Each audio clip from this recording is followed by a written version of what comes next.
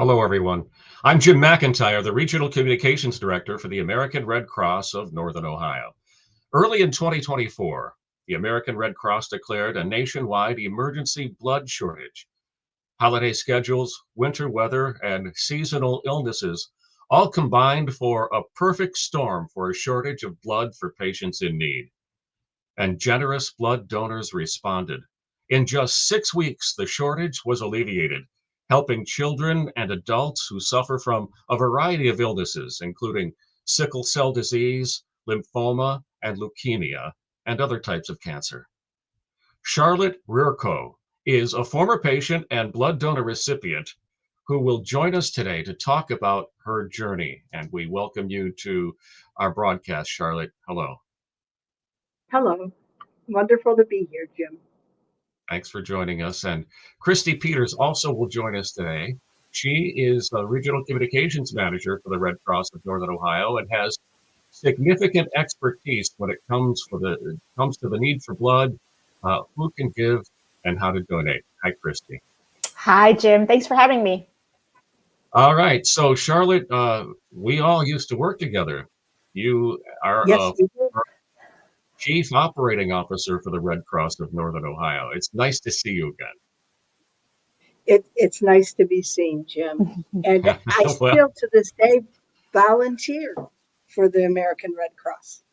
yes, I know you are a partner of our leader, CEO Mike Parks, and we appreciate that. We do get to see you from time to time, and that's nice. And I know that you have had some health challenges because of our ongoing relationship. So we wanted to bring you on to talk about those challenges and how the blood from generous donors has helped you through those challenges, Charlotte. So tell us when you first felt ill and talk about your journey. Jim, thanks so much for allowing me to do this. As I have said to you many times, the American Red Cross is dear to my heart, and it's also dear to my life. I wouldn't be alive today without the assistance of those generous donors you spoke about just previously. It was really the winter of 2019. I had a hard time with respiratory infections, sore throats, being tired. When finally, it was on my birthday, May 29th, 2019. I went to the doctor, and it was discovered following that appointment that I had acute myeloid leukemia, or AML as it's known. Um, I was off to work that day when I got the call from my doctor about my blood work, and at first thought I would just be going to our community hospital, Fairview, and he returned a call to me saying, Charlotte, you've got to get to the clinic now. You have leukemia. I was in Erie, Pennsylvania in that moment working. I turned around, drove right to the clinic. Um, I entered the clinic, and those that know about blood results, my white blood count was off the charts. It was over 64.47, out of the ranges. My cells were out of whack. My platelets were dropping rapidly. They were 125 at that point. And platelets should be between 150 to 400.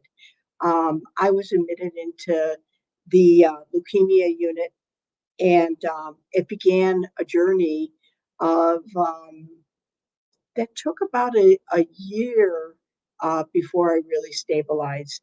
Um, I I not only did I have leukemia, I had a gene that mutated, so they were able to give me some chemo, and stabilize me and put me in remission. They weren't able to sustain remission at that point. At that point in my life, it was probably mid June of 2019. My platelets actually dropped as low as 50. And And you said the healthy standards is 150 to 400. that is correct. That is So correct. And at that point, were you receiving platelet transfusions? I was getting platelets at that point, and I was getting pack cells. Sometimes I just got albumin, but it depended on my daily, sometimes twice a day blood work. I was in the hospital at that time for 30 days, and every day, minimally once a day, I had what's called a complete blood count drawn, and getting me to stabilization. The good news is my platelets stayed around 50, so I was able to go home. And what I learned because of this gene that mutated is I would have to have a bone marrow transplant. When one has a bone marrow transplant, one bone marrow that is in existence is actually killed with chemotherapy, and then you you get a identified donor to receive um, a new bone marrow. Sometimes it takes many donors to create this wonderful new bone marrow for the patient. I was fortunate. I have a brother whose bone marrow matched mine completely. So we began the preparation for me to get his bone marrow. I was A positive at that time. It was going to take us a good 90 days to get me ready and him ready to get his bone marrow. So I had to have another dose of chemo to keep me in remission, which meant my platelets, my hemoglobin, my hematocrit, all those things dropped again, which meant, thank God, the Red Cross was there because, again, I received more transfusions, and I had a short hospitalization. But following that, on September 11th of 2019, my brother's bone marrow was hung in my room at the hospital, at which point, prior to that, getting that bone marrow, they had to kill my bone marrow. Yeah, So at that's that point, it it was it was it was pretty tough, which means my platelets went down to 10. I had 10 platelets at one point, and spent what probably a good 2 weeks I at that. well, you mentioned that you had to go through chemotherapy, and I know that chemotherapy kills cancer cells, but kills lots of healthy cells too. And is that what you were That's correct. experiencing at the time? That was in order to get a new bone marrow to change. Remember, I had said I was A positive. To change to this new recipient's bone marrow, I will now be O positive. So we changed my blood type totally. I, And wow, I didn't know I didn't know that was a possibility. it is, and I'm living proof of that. I'm a vegetarian and I don't smoke, and my brother's a meatitarian and smokes. So the joke was the first thing I said is, "Give me a Marlboro and bring me a steak." But that was a joke, right? You didn't really That crave was a a. joke. Okay, No, good. no, I'm going to I bring really did not. I'm going to bring Christy Peters into the conversation here. Sure. Christy, Charlotte was talking about the need for platelets, and she is a typical example of a patient who benefits from the donations of donors who give platelets. So, uh, tell us a bit more about platelets, how they help people, and how constant the need is to have platelet donors. Thank you so much, Jim. Many people know the term platelets, but they don't know what it means when it comes to a blood donation. So when you donate, if you go to your local library and you sit down and give your 1 pint of blood, it's made up of 3 different components: red blood cells, platelets, and plasma. And oftentimes a hospital will use your 1 pint of blood to help a patient, but sometimes they might request that we get those 3 different components separated out.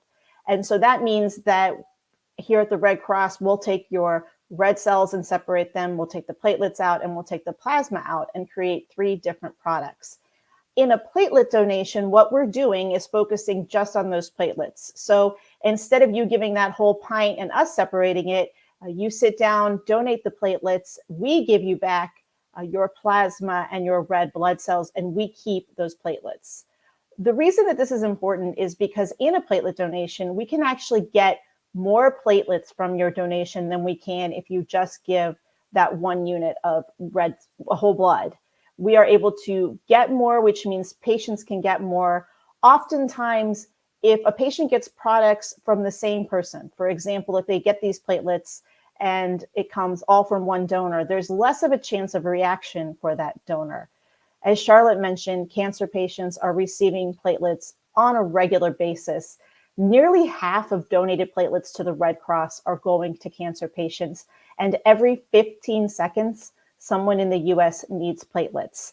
These products are urgently needed on a regular basis, and they're incredibly fragile. They only last 5 days, which means we are constantly replenishing them. So what you have is a situation with a very high demand. Unfortunately, cancer continues to be something that affects so many people across the country, oftentimes requiring long treatments, multiple chemotherapy sessions, which means loss of platelets on a regular basis, and yet a product that only lasts 5 days and unfortunately takes a little bit longer to give. So we need more platelet donors, and we need more platelet donors who are willing to give on a regular basis in order to meet the need. And you can't donate platelets at your neighborhood blood drive, correct? You need to go to one of our stationary blood donation centers. Yes, that's correct. So as we talked about, when you're separating out those components, that process takes a special machine. And it's not a machine that we feel comfortable, throwing on a truck and taking out to the local library. It's a pretty precise machine. So we do our platelet donations at our fixed donation centers, and we have those in Cleveland, in Akron, and Toledo. Actually, it's kind of a cool setup. When you come to donate platelets, because it does take a little bit longer and is a little more involved, you can basically recline. We'll give you a laptop DVD player if you want to watch a movie. If you want to bring in your own, your Kindle or your own setup, feel free to do that. So you can really sit back and maybe binge a couple episodes of your favorite television show while you're helping to save lives. And of course, helping cancer patients in their fight. A lot of times when I talk to platelet donors who had never done it before, they very often tell me, my family member was diagnosed with cancer and they needed platelets, and I didn't realize how great the need was. So I started donating, and I continue to do so today. Again, because it is a fragile product, because it has such a short shelf life, the need for more platelet donors is very large right now. And you can donate once again at our blood donation centers in Cleveland, Parma, Akron, and Toledo. I'm going to show a brief video clip of a doctor who has somewhat more of a medical explanation for the need for platelet donors. So my name is Scott Bornstein, and I am a pediatric oncologist, and I take care of children, teenagers, and young adults with cancer. I could not do my job without the volunteers who donate their blood and their platelets for our patients. The reasons why platelets are so important for cancer patients is that a lot of the treatments we use to treat cancer can have side effects. And one of the side effects is it affects your body's ability to make normal blood cells.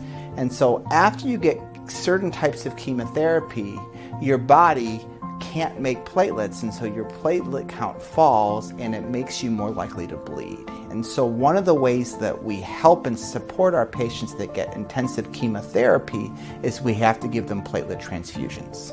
I just want to thank everybody who donates their blood to help our patients. We could not treat our patients without you, and you have my heartfelt gratitude.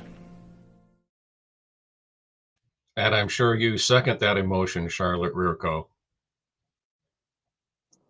Oh my gosh, yes. I I thought about asking my practitioner how many units of platelets I received, but I know it's in the dozens. And treatment didn't end after 30 days of being in the hospital, pre-transplant and post-transplant. But I had to go for many months, several times a week, to get my blood done, till I get again identify, do I need more platelets? I did get some packed cells as well, and some albumin as well, but it was like every day the platelets would come my way. They rebuilt me up. I was as low as 5 into 15, and then I slowly came up to 50, and I couldn't be discharged till I was 50. But it took me a year to get back to normal range. I stay in the Normal range normal being 150, That is and correct. normal That range is being about 150. It took you a that is year. correct. So how is your health It now, did. Charlotte? Well, Jim, I have a question for the world at large, and I'm starting to celebrate now because I did go into remission early June of 2019. So that means I have been in remission for 5 years. September 11th of 2019, I had the bone marrow transplant. And at that time, my brother gave me the gift of life again. And it'll be 5 years this September since that transplant. Um, I have a few kind of weird things that go on with my body. But you know what? It's nothing. I'm alive. And let me tell you, um, it is such a gift. And my gratitude to all those that give blood, platelets, is beyond measure. Probably one of the greatest sad things that I live with now is because of leukemia, I can't give. And that makes me sad. But my gratitude is so big for all those who do. So that's why I agreed that I wanted to do this video, and I would shout it on the top of the terminal tower if I could. Please give to the American Red Cross, and thank you for saving my life. Christy, Charlotte made an interesting point. Being a leukemia survivor, she's unable to donate her blood. And there are certain people, others, who are ineligible to give. But there are many others who can give blood and maybe don't know it. Uh, I I cite the instance of Cleveland City Councilman Kevin Conwell, who had a bout with cancer and what had been a regular blood donor before then, and then just stopped donating blood because of his cancer treatments until he was told, "Sir, you are now eligible to give again." And he came back and became a blood donor. So how can people find out whether they're eligible to give, Christy? It's a great question, and it's really important for people who are concerned about eligibility to do the research, to call the Red Cross, to stop in at a blood drive. As you mentioned, many people are eligible to give and oftentimes think they are not. For example, if they tried to donate and they were deferred for a certain reason, they think, I couldn't give, I can't give anymore. That is usually not the case. Many deferrals are temporary. Oftentimes it just has to do with maybe your diet, or if you're not feeling well, or even blood pressure, which can go up a little bit and make you unable to give. And all of those things can be temporary, meaning when you come to try again, you might be eligible. We encourage people to visit redcrossblood.org. There's an entire page dedicated to various eligibility questions. If there's something very specific to you, for example, a case of cancer or another disease or medication that you're just not sure about, you can always call 1-800-RED-CROSS and speak to someone. And as I said, feel free to stop in at a blood drive, talk to one of our health historians, let them do the research for you and find out for sure. As I said, many times you are able to give, or if you are deferred, the deferrals are not forever. Oftentimes it can be a year, sometimes a little bit more. And again, there is no substitute for donated blood and platelets. When we talk about patients like Charlotte and so many others, as she has said, without people coming forward in the community on a regular basis to give blood, we cannot help patients. Doctors don't have the treatments that they need. These aren't things that we can manufacture in a lab to help people overcome these diseases. It's only through the generosity of the public giving on a regular basis. So please don't let a past deferral or questions about your eligibility stop you from giving. Find out for sure, get the answers, and if you are able, please consider making a donation.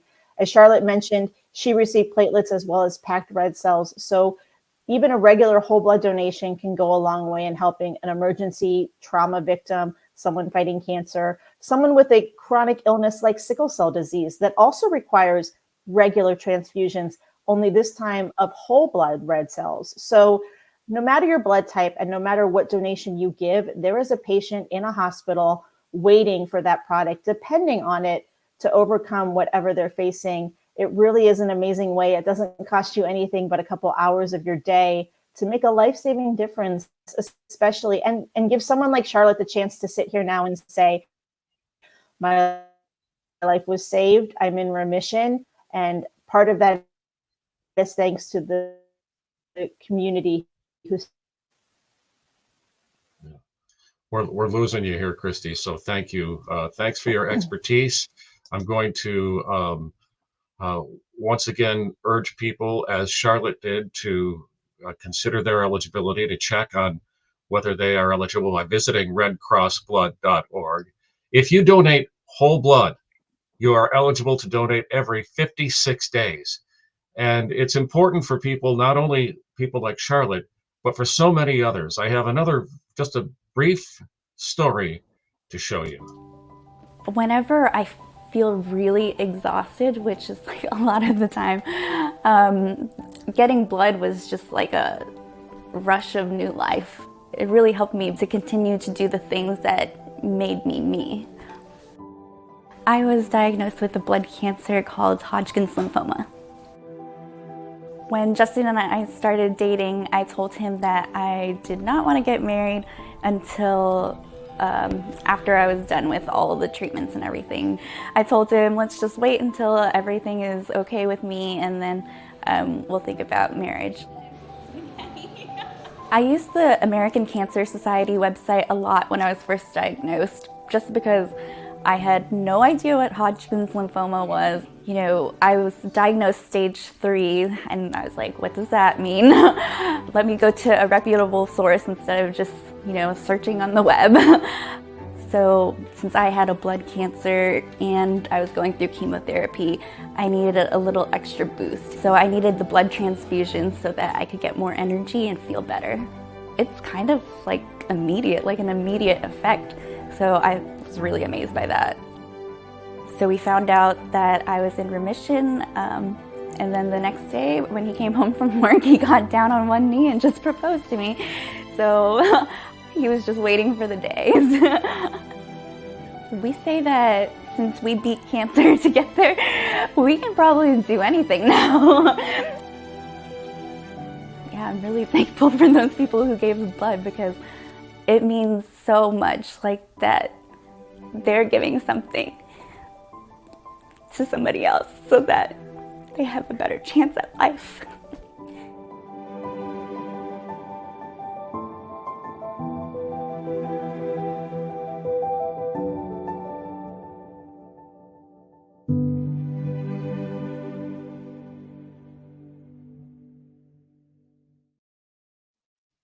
We can replace the name Stephanie with Charlotte.